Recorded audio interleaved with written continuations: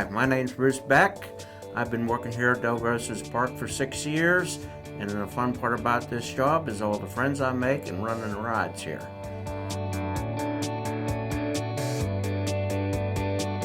Safety, because you want people to be safe when and feel safe when they come here. That's the main thing I bank on, is safety.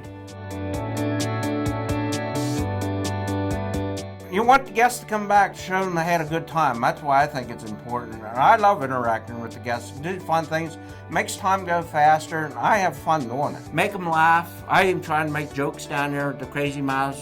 Tell them, well, okay, you don't want me to hold your bags? That's $5.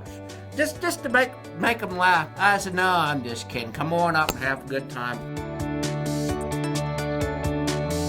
It's important to show up. It gives you a responsibility.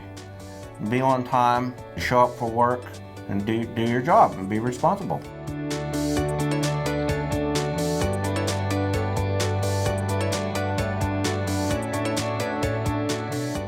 I'm having a blast here for 6 years. The friends I made here, it's incredible.